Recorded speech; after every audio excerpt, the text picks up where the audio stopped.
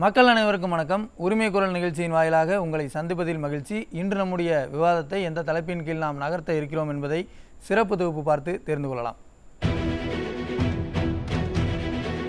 Scotland யார்டுக்கு இணையான காவல்துறை நம் தமிழ்நாடு காவல்துறை.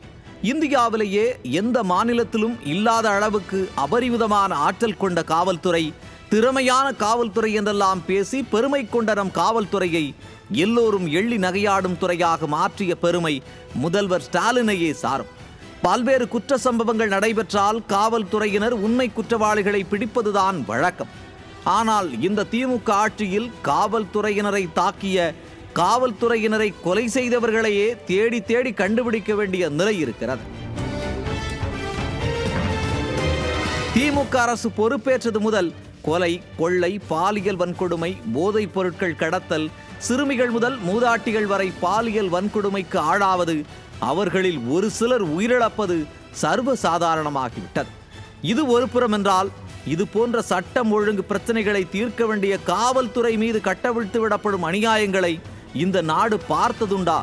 நாமெல்லாம் கேட்டதுண்டா? இதோ நடக்கிறது.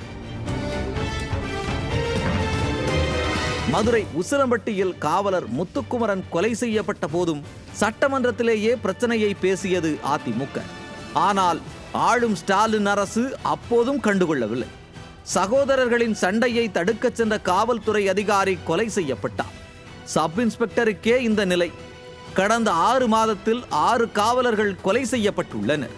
காவலருக்கே இந்த நிலை என்றால் மக்கள் பாதுகாப்பை யார் எப்படி உறுதி செய்வது? மக்களை காக்க வேண்டிய காவல்துறைக்கே பிரச்சனை ஏன் என்று கேள்வி எழுப்பினால், மீண்டும் தனிப்பட்ட காரணங்கள் என்ற ஒரு காரணத்தை வைத்து தப்பிக்க பார்க்கிறது திராவிட மாடல். ஆக மக்களுக்கு பாதுகாப்பு அளிக்க வேண்டிய காவல்துறைக்கே பாதுகாப்பு இல்லையா தமிழ்நாட்டில்? 6 மாதத்தில் 6 காவலர்கள் கொலை செய்யப்பட்டிருப்பதற்கு பொறுப்பேற்பது யார்?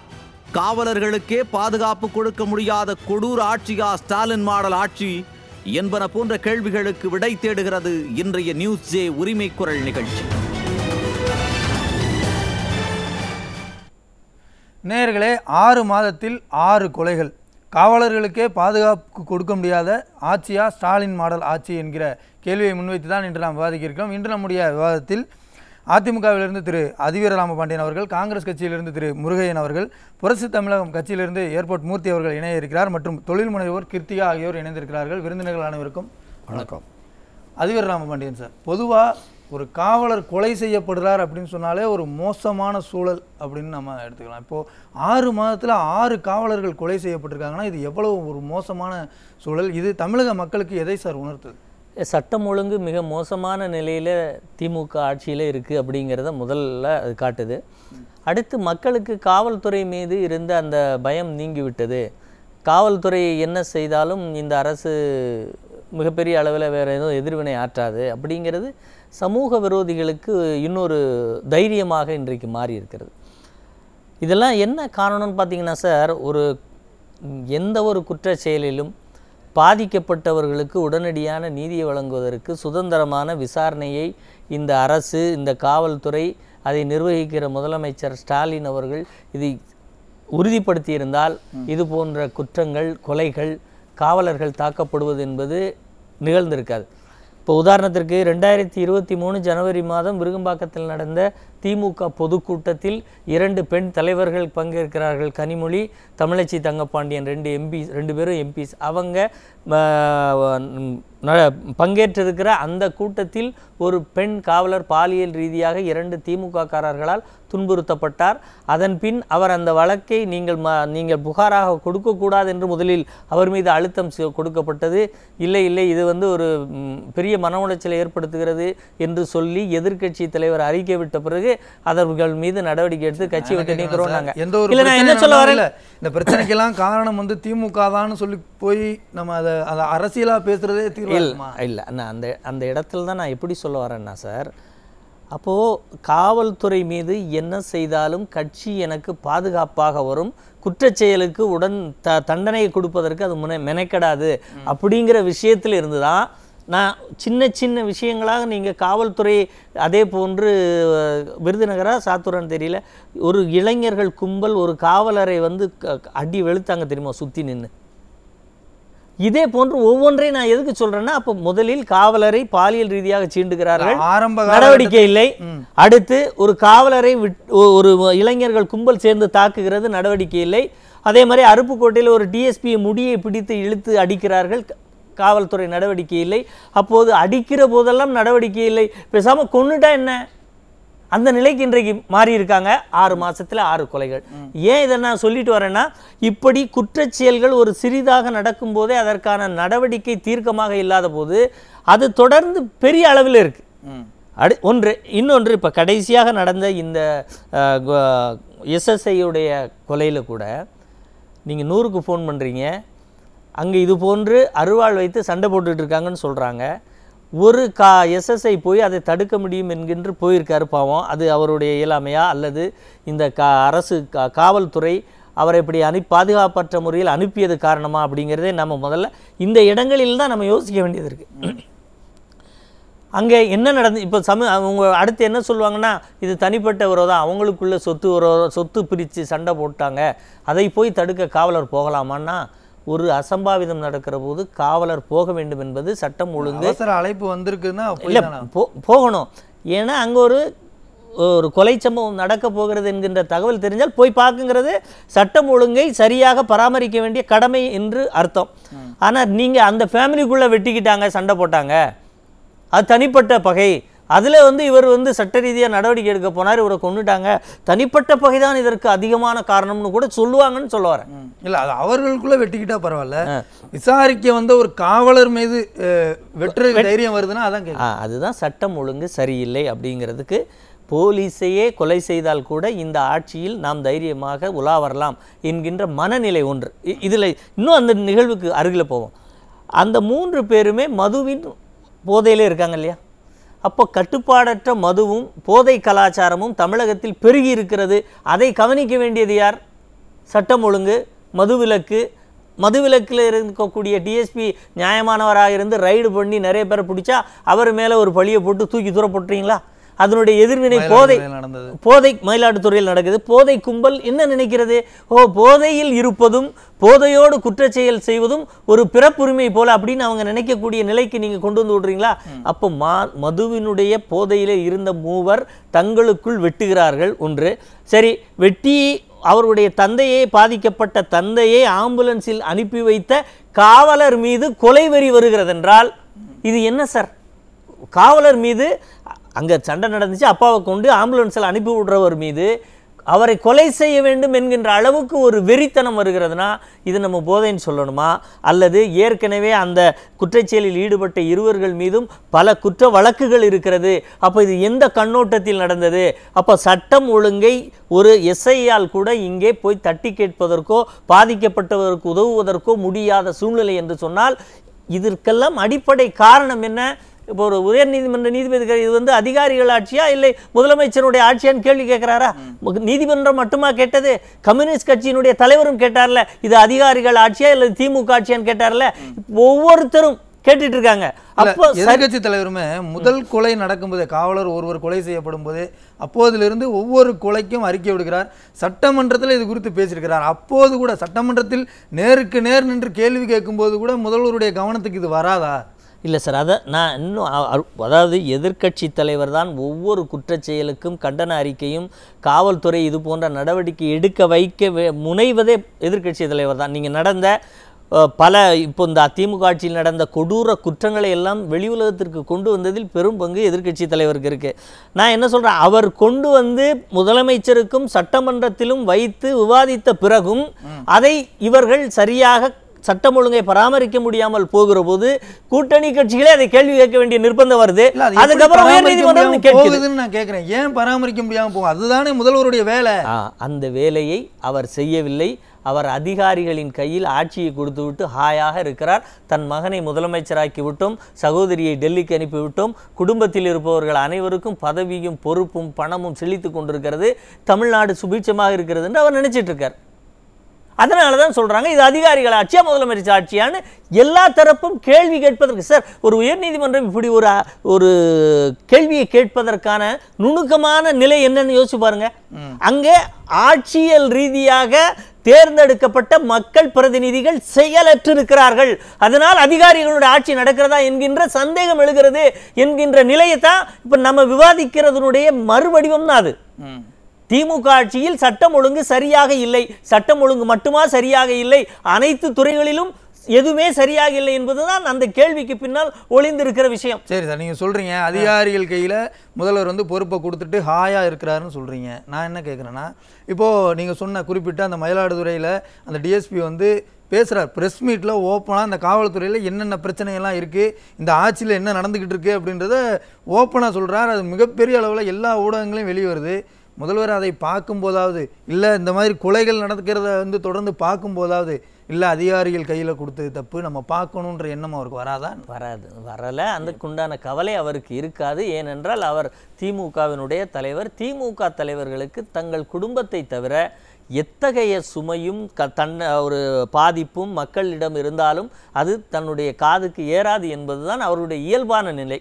அப்படி இல்லைன்னா அந்த டிஎஸ்பி அழைத்து நீங்கள் இத்தனை மதுப்பாட்டில்கள் கடத்தல்களை தடுத்திருக்கிறீர்களே, உங்களுக்கு என்ன நெருக்கடி வந்தது, உங்களுடைய வாகனத்தை பறிக்கிறார்கள் என்று சொன்னால் நீங்கள் ரைடு போனால் இன்னும் எத்தனை போதைப் பொருட்களை தடுத்திருப்பீர்கள், அது ஏன் நடந்தது, யாரால் நடந்தது என்கின்ற கேள்வி கேட்டால் அவரை தடுத்து நிறுத்தியதற்கான பதில் கிடைக்கும். அந்த பதில் இதை விட மோசமாக இருக்கும் இல்லையா?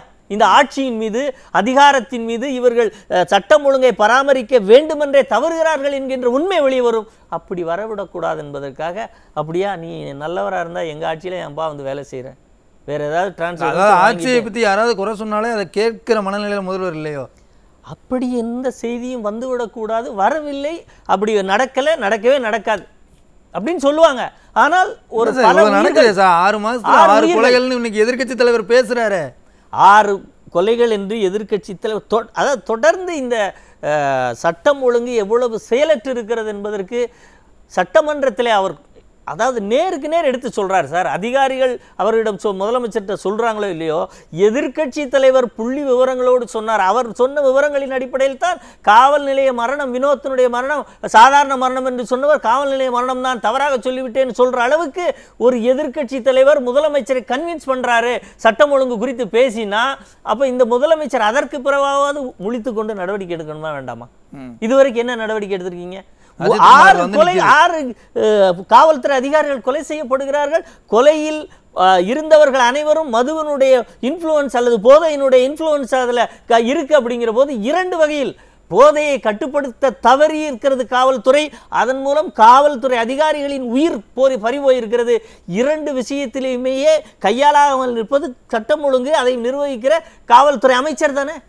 அப்ப இந்த கேள்வி எல்லாம் எடுத்து வைக்கிற போது அவர் எனக்கு தெரியாது, இப்படி நடக்கல, இதெல்லாம் அப்படி இல்லை. ஏன் சார், சினிமாவில் படம் பார்த்து விட்டு ஜெய்ஃபிம் திரைப்படத்தை பார்த்து கண்கலங்கிய நீங்க உங்கள் காவல்துறை அதிகாரிகள் சாகும்போது அல்லது காவல்துறையினர் அப்பாவி மக்கள் அஜித்குமார் போன்றவர்கள் சாகும்போது ஏன் கண்ணே கலங்க மாட்டேங்கிறீங்கன்னு கேட்கிறோம். ஆணவ படுகொலை நடந்த போது அந்த வீட்டில போய் ஆறுதல் சொல்லாமல் சென்னையிலே நடிகர் நடிகைகள் என்னை அழைத்தார்கள், உங்களுடைய பிறந்த நாளுக்கு நான் வந்து பார்க்கிறேன்னு, உடல் நலம் இல்லை என்று ஆஸ்பத்திரியிலிருந்து போக வேண்டிய இடம் அங்கதானா? எவ்வளவு அழகான முதலமைச்சர் பார்த்தீங்களா? யாருக்கு ஆறுதல் சொல்ல வேண்டும், யாருக்கு ஆறுதல் தேவை? இந்த ஒரு முதலமைச்சர் பயணம் அந்த இறப்பை சந்தித்தவனுடைய வீட்டில் எத்தனை மனதைரியத்தை கொடுக்க வேண்டும், ஒரு நம்பிக்கை விட்டணுமா வேண்டாமா? உங்களை எதுக்கு போக சொல்றோம்? நீங்க முதலமைச்சராக இல்லைன்னா நாங்க இந்த கேள்வியை கேட்க மாட்டோம். நீங்க எங்கேயும் போங்க, யாரையும் பார்த்து பேசுங்க, அது எங்களுக்கு தேவையில்லாத விஷயம். பட் பாதிக்கப்பட்டவர்கள், நீங்கள் முதலமைச்சராக இருக்கிற போது ஒருவன் பாதிக்கப்பட்டால் அந்த இடத்தில் அந்த சட்டம் ஒழுங்கு அல்லது இது போன்ற செயல் இனிமேல் நடக்காது என்கின்ற உறுதியை ஏற்படுத்தவே உங்களால் முடியலையே, நீங்க எப்படி குற்றங்களை தடுக்க முடியும்? இல்லை, இப்போ இந்த கேள்வி தான் எனக்கு ஏற்படுது. இப்போ 6 மாதத்தில் 6 காவலர்கள் கொலை செய்யப்பட்டிருக்கிறார்கள் அப்படிங்கும்போது இது காவல்துறைக்குள்ள என்ன மாதிரியான தாக்கத்தை ஏற்படுத்தும் சார்? ஒரு உயிரச்சம் அவர்களுக்கு வந்துருச்சுன்னா அவர்கள் தான் மற்றவர்களுடைய உயிரை பாதுகாக்க வேண்டிய இடத்துல இருக்கிறாங்க. அவர்களுக்கே உயிரச்சம் ஏற்படுது அப்படின்னு சொன்னால் எப்படி பணிகளை அவங்களால செய்ய முடியும்? அதான் திருச்சியில் உள்ள டிஎஸ்பி தன்னுடைய கருத்தை வெளியே தெரிவிச்சிருக்காங்க. முதல்ல விஏஓக்கள் எல்லாம் எங்களுக்கு துப்பாக்கி கொடுங்கள், துப்பாக்கி பயிற்சியும் கொடுங்கள், எங்கள் உயிர் பாதுகாப்பு இந்த ஆட்சியில் இல்லைன்னு சொன்னாங்க. இப்போ டிஎஸ்பி வந்து நைட் ரவுண்ட்ஸுக்கு போனீங்கன்னா துப்பாக்கியோடு போங்க அப்படின்னு சொல்லி இப்போ அவங்க திருச்சியில் இருக்கக்கூடியவங்க எல்லாருக்கும் கோரிக்கை விடுறாங்க. அப்போது இங்கே அதிகாரிகளாக இருக்கக்கூடிய யாருக்கும் உயிர் பாதுகாப்பு இல்லை என்பது இதிலிருந்து தெரிய வருதா?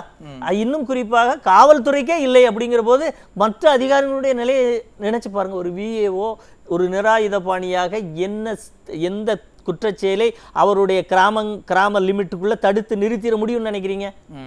காவல்துறைக்கே இந்த நிலைமை என்றால் அவர்களுடைய நிலையில யோசிச்சு பாருங்க சார். இல்ல ஆட்சிக்கு வீட்டுக்கு வந்தாலே பெரிய விஷயம் நினைக்க மாட்டாங்களா? கண்டிப்பாக. என்ன அவர்கள் எல்லாம் இது போன்ற தீங்கை கண்டு ஒரு நடவடிக்கை எடுக்கக்கூடிய துணிச்சல் வருமா சார்? காவல்துறை அதிகாரிக்கு அவர் போய் சண்டையை விலைக்கு விடல, தட்டி கேட்கல, பாதிக்கப்பட்டவனே ஆம்புலன்ஸ்ல ஏற்றி அனுப்புனா அதை ஒளிந்திருந்து பார்த்து வந்து தாக்குறாங்க. அதிலும் அந்த கொலை செய்யப்பட்ட தாக்குதல் செய்யப்பட்ட விதம் கைதேர்ந்த கூலிப்படையில இருந்தவன் வெட்டுகின்ற வெட்டை போல வெட்டியிருக்கிறார்கள்னா அப்போ இது எவ்வளவு பெரிய அத்துமீறல் நடக்கிறது, சட்டம் ஒழுங்கு எவ்வளவு சீரழிந்து கிடக்கிறது. இது எல்லாத்துக்குமான அந்த துறையினுடைய அமைச்சர் நீங்க ஸ்டாலின் ஆட்சியில் ரவுடி ராஜ்யம் நடக்குதுன்னு சொல்றீங்களா சார்? ரவுடி ராஜ்யம் என்பது கூட ஒரு குறைந்த வார்த்தைன்னு நான் சொல்றேன். நீங்க ரொம்ப கம்மியா இந்த சட்டம் ஒழுங்கு சீர்கேட மதிப்பிடுறீங்களோன்னு தோணுது. ரவுடி ராஜ்யங்களையெல்லாம் மீறிய ஒரு அராஜக ராஜ்யம் இங்கே நடக்கிறது. இதை வந்து ஒரு சில வார்த்தைகளால் நீங்க டிஃபைன் பண்ணவே முடியாது. அதாவது தாக்குதலுக்கு உள்ளாக்கப்படுகிறவர்கள் பொதுமக்களாகவும் இருக்கிறார்கள், காவல்துறையாகவும் இருக்கிறது, விஏவாக இருக்கிறார்கள், அரசு அதிகார மட்டங்களில் பல்வகை நிலைகளில் இருக்கக்கூடியவர்கள் இருக்கிறார்கள், வழக்கறிஞர்கள் வீழ்த்தப்படுகிறார்கள், இப்படி மருத்துவர்களுக்கு அவர் பணி செய்கிற இடத்தில் பாதுகாப்பு இல்லை. இப்படி எத்தனையோ குற்றச்செயல்கள்.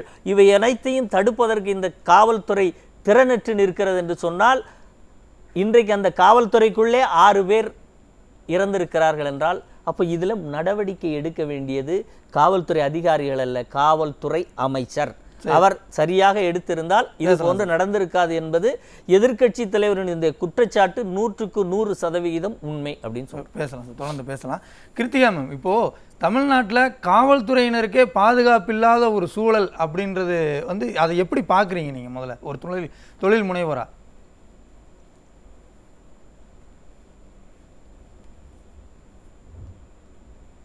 படுத்தி இருக்கிறது என்னன்னா, இவங்களுக்கே இப்படின்னா இனி நம்ம வெகுஜன மக்கள், சாதாரண மக்கள், தொழில் முனைவோருக்கெல்லாம் வந்து என்ன பாதுகாப்பு? அதாவது ஒரு அட்டர் கயாஸ்ல இருக்கிற மாதிரி ஒரு ஃபீலிங் வந்து வருது. ஏன்னா இப்ப 13 வருஷம் கழிச்சு நம்ம கள்ளச்சாராய சாவுகள் வந்து ரெண்டு முறை கள்ளச்சாராய சாவுகள், நம்ம உயிரிழப்புகள் வந்து நிறைய ஏற்படுத்தியிருக்கு. இந்த மாதிரி இப்ப கருணாநிதிக்கு பாதுகாவலராக இருந்த காவல் அதிகாரியே கொல்லப்பட்டிருக்கிறார். சோ இது போல இந்த நெல்லை மாவட்டத்துல மட்டும் பாத்தீங்கன்னா சமீப வருஷங்கள்ல வந்து 200க்கும் மேற்பட்ட கொலைகள் வந்து நடந்திருக்கு. சோ இது வந்து தமிழ்நாடு வந்து ஒரு ரத்த பூமி ஆயிடுச்சு. அதுலயும் வந்து இந்த கொலை பண்றது வந்து ரொம்ப அதிபயங்கரமா இருக்கு. அந்த ஜாகிர் ஹுசைன் அவரு கொலையெல்லாம் பாத்தீங்கன்னா ஒரு மிகப்பெரிய அதிர்வலைகளை வந்து தமிழ்நாட்டுல வந்து ஏற்படுத்திச்சு. இது வந்து எல்லாருமே இன்னைக்கு வந்து ஒரு அரசு வந்து எங்களுக்கு உயிருக்கு ஆபத்து இருக்கு, பாதுகாப்பு வேணும்னு கேட்டா கூட பாதுகாப்பு கொடுக்க முடியாத சூழல்ல இருக்கா சார்? அது போலீஸ் வந்து இப்ப இவங்க எவ்வளவு தூரம் வந்து அவங்களுக்கு இன்ஃப்ராஸ்ட்ரக்சர் ஃபெசிலிட்டிஸ் அவங்களுக்கு என்ன பண்ணிருக்கிறாங்க அப்படிங்கிறது நம்மளுக்கு வந்து தெரியல. முதலமைச்சர் வந்து அசெம்பிளில வந்து என்ன சொல்றாரு, போலீஸ் வந்து ரொம்ப மிக திறமையா செயல்பட்டு இருக்கு, போலீஸ் துறை வந்து என்கிட்ட இருக்கு, அவங்க வந்து நல்லா பண்ணிட்டு இருக்காங்க, நல்லா பண்ணா மட்டும்தான் இங்க வந்து தொழில் சிறக்கும், சுற்றுலா வந்து பயம் இல்லாம எல்லாரும் சுற்றுலா வந்து வளம்படும் அப்படின்னு நிறைய சொல்றாங்க. இப்ப வந்து அதிமுக ஆட்சிக்கு கம்பேர் பண்ணா பழிக்கு பழி வாங்க கூடிய கொலைகள் வந்து கம்மியா இருக்கு, அந்த மாதிரி நடக்கல அப்படின்னு சொல்றாரு முதலமைச்சர் வந்து அசெம்பிளில சொன்னது. இது காவல்துறை வந்து சுதந்திரமாக செயல்படுகிறது, குற்ற பின்னணி இருக்கிறவங்களை வந்து கண்காணிக்கிறாங்க அப்படின்னு நிறைய சொன்னாரு. 6 மாதத்துல 6 கொலைனா காவல்துறைக்கு சுதந்திரம் இருக்கான்னு தெரியல, அவங்க அச்சத்தோட நடமாட வேண்டிய சூழல்ல இருக்கு. அதான் முரண் அவர் சொன்னதுக்கும் நடப்பதற்கும். இது வந்து பப்ளிக்ல வந்து ஒரு பெரிய அவநம்பிக்கையை ஏற்படுத்துது. இது ரொம்ப அதாவது முன்னெப்போதும் இல்லாமல், ஏன்னா நம்ம வந்து எப்பவுமே ரொம்ப சேஃபா தான் ஃபீல் பண்ணிட்டு இருப்போம். நம்மளுக்கு இப்படியோ இந்த மாதிரி ஒரு அச்சுறுத்தல்கள் வந்து இருந்ததே இல்ல. அதாவது சமீப வருஷங்கள்ல சொல்றேன், இந்த மாதிரி இவ்வளவு பயந்தது இல்ல யாருமே. ஆனா இன்னைக்கு வந்து ரொம்ப பயந்து இருக்கிறோம். அதிலும் குறிப்பாக பெண்கள் பாலியல் சம்பந்தப்பட்ட கொலைகள் அதெல்லாம் வந்து ரொம்ப அதிகரிச்சிருக்கு. என்சிஆர்பி ரிப்போர்ட்லயே வந்து நம்ம தமிழ்நாடு வந்து 3rd ஸ்டேட்டோ 4th ஸ்டேட்டோ நம்ம இருக்கிறோம். அதாவது மிக மோசமான நிலையில இருக்கிற ஸ்டேட்ல வந்து அந்த அளவுக்கு வந்து நிலைமை வந்து சீர்கெட்டு போயிட்டு இருக்கு. இப்ப நம்ம ஒவ்வொரு கொலைக்கும் ஓகே இதோட முடிஞ்சிரும் நினைச்சிட்டு இருந்தா அடுத்து நிறைய நடக்கும் போது அச்சத்தின் பிடியில் தான் இருக்கிறாங்க. ஒவ்வொரு நாளும் கடத்துறதே வந்து ரொம்ப கஷ்டமா இருக்கு. யார்கிட்டயும் வந்து இப்போ ஒரு முதலெல்லாம் ஏதாவது ஒரு சம்பவம் நடந்துச்சுன்னா நம்மளால வந்து யாராவது ஒருத்தர் தட்டி கேட்பாங்க. ஆனா இன்னைக்கு யாருமே வந்து பயந்து போயிருக்காங்க. யாருமே வந்து இது போலீஸ்க்கே இந்த நிலைமைனா நம்மளுக்கு எப்படி இருக்கும் அப்படிங்கறது, எந்த ஒரு சின்ன தவறுகள் ஒரு டிராபிக்ல இப்போ முதலமைச்சர் வந்து இதே ஸ்டாலின் அவர்கள் வந்து ஆட்சிக்கு வர்றதுக்கு முன்னாடி சொல்லியிருந்தார், சட்டம் ஒழுங்கு என்னுடைய நேரடி கண்காணிப்பில் இருக்கும் அப்படின்னு சொல்லியிருந்தார். ஆனால் இப்போ வந்து பார்த்தீங்கன்னா 6 மாதத்தில் 6 காவலர்கள் கொலை செய்யப்பட்ட செய்திகள் எல்லாமே வெளியே வந்திருக்குது. அதுபோக இப்போது சிவகங்கையில் வந்து பார்த்திங்கன்னா நாட்டாக்குடின்ற ஒரு கிராமத்தில் மக்கள் பயத்தில் வந்து கிராமத்தையே காலி பண்ணி போகக்கூடிய ஒரு சூழல்லாம் இருக்குது. அது குறித்த செய்திகளும் வந்திருக்கு. இது குறித்தெல்லாம் வந்து முதலமைச்சர்கிட்ட இருந்து ஒரு எந்த விதமான ரியாக்ஷனும் வராமல் இருக்குல்ல, அதை எப்படி பார்க்குறீங்க சார்? அவங்க வந்து அதாவது தனக்கு வந்தா என்னவோ சொல்லுவாங்க, தனக்கு வந்தா ரத்தம் மத்தவங்களுக்கு வந்தா இதுங்கிற மாதிரி அவங்க வந்து அந்த உங்களுக்கு ஞாபகம் இருக்குங்களா, அந்த தீபாவளி சமயத்துல அந்த சுர்ஜித்ங்கிற பையன் போர்வெல்ல அவங்க மூடாம வச்சிருந்து அந்த பையன் விழுந்ததுக்கு அப்போ எதிர்கட்சியா இருந்த திமுக எவ்வளவு ஒரு பெரிய இஷ்யூ பண்ணாங்க. ஆனா இன்னைக்கு வந்து இவ்வளவு கொலைக்கு மேல கொலை. அதாவது நாங்கெல்லாம் வந்து கொங்கு மண்டலத்துல வந்து நாங்க ரொம்ப இதெல்லாம் எங்களுக்கு கேள்விப்பட்டிராத சம்பவங்கள். ஆனா இப்ப வந்து எங்க ஊர்லயே இது நடக்குது அப்படின்னா எங்களுக்கு வந்து அது ரொம்ப ஷாக்கிங்கா இருக்கு. இவங்க வந்து அதாவது தனக்கு வரும்போது அப்படியே மூடி மறைச்சு கொண்டு போறாங்க. ஆனா மக்களோட இத வந்து அவங்க காம்ப்ரமைஸ் பண்ணிக்கிறதா தான் எனக்கு தெரியுது. அது வந்து ஒரு சீரியஸாவே எடுத்துக்கிற மாதிரியே தெரியல. ஏன்னா அவர் அசம்பிளில அவரே சொல்றாரு, இவ்வளவும் சொல்றாரு. ஏன்னா இப்ப டாஞ்சூர்ல பாருங்க, அந்த தஞ்சாவூர்ல வந்து டீச்சரே வந்து கிளாஸ் ரூம்ல கொலை பண்ணிருக்காங்க. அப்போ எவ்வளவு பெரிய சம்பவங்கள் நடக்குது. நம்ம இதெல்லாம் வந்து தமிழ்நாட்டுல நடக்குது, இதெல்லாம் எங்கேயோ யூபி ஜார்க்கண்ட் அந்த மாதிரி மாநிலங்கள்ல நடந்துட்டு இருந்த சம்பவங்கள் இன்னைக்கு வந்து இங்க இவ்வளவு மலிவா போயிடுச்சு. உயிரோட இதுவே வந்து ஒரு மலிவாயிருச்சு. இங்க கொலை செஞ்சுட்டு அவன் வந்து முதலமைச்சர் பேசும்போது நேற்று கூட பேசியிருந்தார், தமிழ்நாட்டில் வறுமையை ஒழிச்சிட்டோம், பொருளாதாரத்தில் முன்னேறிட்டோம், அப்படிதானே முதலமைச்சர் பேசிட்டு இருக்காரு. நீங்க ஏதோ தமிழ்நாட்டில் வாழவே முடியாத சூழல் இருக்க மாதிரி சொல்றீங்களே. அப்படிதாங்க சார் இருக்கு. இன்னைக்கு இப்ப ஏற்கனவே தொழில் வந்து ரொம்ப பிரச்சனையில இருக்கிறாங்க. அவங்க எல்லாமே மத்த மாநிலங்கள் வந்து இது தரோம் அது தரோம்னு சொல்லும் போது நம்ம அங்க போய் பொழைச்சுக்கலாமா அப்படிங்கிற ஒரு மனநிலையில தான் இருக்காங்க. இது உண்மையும் கூட. முதலமைச்சர் சொல்றாருங்க, அவர் வந்து என்ன சொல்ற, எனக்கு கீழ் இருக்கிற காவல்துறையில் மாநிலம் அமைதியாக இருக்கிறது. ஒரு மாநிலம் அமைதியாக இருந்தால் மட்டுமே வேலை முன்னேற்றம், தொழில்கள் செழிக்கும், கல்வி மேம்படும், பெண்கள் குழந்தைகள் எழுச்சி காண முடியும், விளையாட்டுத்துறை வளர்ச்சி அடையும், எக்ஸ்போர்ட் இம்போர்ட் எல்லாம் நல்லா நடக்கும். இது எல்லாமே முதலமைச்சர் சொன்னதுதான். ஆனா இது எல்லாமே வந்து ஒரு பேப்பர்ல எழுதி வச்சு சொல்லிக்கலாம். ஆனா நிதர்சனமான உண்மை அப்படிங்கிறது அதற்கு முற்றிலும் முரணாக மாறுபட்டவையாகத்தான் இருக்கிறது. இதுக்கு வந்து என்ன சொல்றாரு, போலீஸ்க்கு வந்து நம்ம எல்லாருமே வந்து நம்ம நன்றி செலுத்தணும் அப்படின்னு அவரே சொல்லியிருக்காரு அசம்பிளில. சோ இது வந்து எவ்வளவு நடக்கிற சம்பவங்களுக்கும் அவங்க சொல்றதுக்கும் எவ்வளவு முரணா இருக்குது, எவ்வளவு வருத்தத்தை ஏற்படுத்து. இல்ல உங்களுக்கு எனக்குமே தெரியுது இங்க எத்தனை கொலைகள் நடக்குது, காவல்துறைக்கு பாதுகாப்பு இல்ல, பள்ளிக்கூடத்துல வந்து பாதுகாப்பு இல்லைன்ற சூழல்லாம் இருக்கிறது. இது முதல்வருக்கு தெரியாதா என்ன? அவர் கையில உளவுத்துறை இருக்கு, காவல்துறை இருக்கு, அதெல்லாம் அவருக்கு தெரியலையா? உளவுத்துறை வந்து ஏதோ ஸ்டேஜ்ல இருக்கிற மாதிரி தானே இருக்கு. உளவுத்துறை எங்கீங்க கரெக்டான இன்ஃபர்மேஷன் கொடுத்திருந்தா கிரைம் பிரிவென்ஷனுக்கு இவங்க ஏதோ ஒண்ணு பண்ணிருப்பாங்கல்ல. நம்ம போலீஸ் வந்து அவ்வளவு ஒரு திறமை இல்லாமல்லாம் இல்ல. ஆனா இன்னைக்கு ஏன் லாலெஸ்னஸ் ஏற்படுது? இன்னைக்கு சட்டமே இல்ல. சட்டமே இல்லாத மாதிரி இங்க வந்து ஒரு நிலைமை இருக்கு அப்படின்னா அது என்ன காரணம்? அது என்ன காரணம்னு புரியல. அரசு வந்து வெள்ளை அறிக்கை கொடுக்கணும், இத பத்தி அரசு வந்து வெட்கப்படணும். ஏன்னா இவ்வளவு ஒரு சம்பவங்கள் வந்து எப்போதுமே நடந்தது இல்ல. அம்மா இருக்கும் போதெல்லாம் நீங்க பாத்திருப்பீங்க எவ்வளவு ஒரு லா அண்ட் ஆர்டருக்கு வந்து இம்பார்ட்டன்ஸ் கொடுத்தாங்க, போலீஸ் டிபார்ட்மெண்ட்டுக்கு எவ்வளவு இம்பார்ட்டன்ஸ் கொடுத்தாங்க. அது ஏன் இப்ப இல்ல அப்படிங்கிறது ஒரு மிகப்பெரிய ஒரு கேள்விக்குரிய. தொடர்ந்து பேசுவோம். சட்டமின்மை நிலவுகிறது. இதற்கு நம்ம எல்லாருமே வந்து வெட்கப்பட்டு தலை குனிய வேண்டும். நன்றி மேடம், தொடர்ந்து பேசலாம். முருகையன் சார், இன்னைக்கு தமிழ்நாட்டில் இருக்கக்கூடிய நிலைமையை நினைச்சு ஆட்சியில் இருக்கிறவங்க மட்டும் இல்ல நாமளுமே வெட்கி தலை குனியணும்னு சொல்றார். ஆட்சியில் இருக்கிறவர்கள் மீண்டும் ஆட்சிக்கு வரணும்னு கூட்டணியில் இருக்கீங்க. இந்த 6 மாதத்தில் 6 காவலர்கள் கொலை செய்யப்பட்டதை பற்றி உங்களுடைய கருத்து என்ன சார்? இந்த எல்லோருக்கும் வணக்கம். இந்த தேசத்தை காப்பதற்காக இராணுவம் வந்து இந்திய நாட்டில் வந்து எந்த நேரத்திலும் தன் உயிருக்கு ஆபத்து என்று தெரிந்தும் அந்த வேலையில் போய் அமர்ந்து அவர்கள் தேசத்தை பாதுகாப்பதற்காக இங்கே பாடுபட்டு கொண்டிருக்கிறது போல, இரண்டாவதாக கீழ்மட்டத்தில் இந்த சமுதாயத்தை பாதுகாப்பதற்காக அமைக்கப்பட்டது தான் காவல்துறை. அந்த காவல்துறை பணி என்பது எந்த நேரத்திலும் எது வேண்டுமானாலும் நடக்கலாம் என்ற அச்சமும் எது வேணாலும் நடக்கலாம் எதிர்பார்ப்போடு தான் அந்த பணியிலே அவர்கள் தொடர்ந்து செயலாற்றி கொண்டிருக்கிறார்கள். அதனால் இது மாதிரி இராணுவம் கூட எப்பொழுதாவது ஒரு நாட்டோடு சண்டை வரும்பொழுதுதான் பெரிய ஆபத்தை எதிர்நோக்கும். ஆனால் இங்கே அன்றாடம் காவல்துறை வந்து, ஏன்னா காவல்துறைக்கு எதிராக பல தீவிரவாதிகள், பல வந்து குற்றவாளிகள், ரவுடிகள் எல்லாருமே, கொள்ளையடிக்கக்கூடியவர்கள் எல்லாருமே ஒரு கட்டத்தில் சந்தர்ப்பம் கிடைத்தால் அவர்களை பழி வாங்குகிற நோக்கம் அவர்களுக்கு இருந்து கொண்டே இருக்கும்.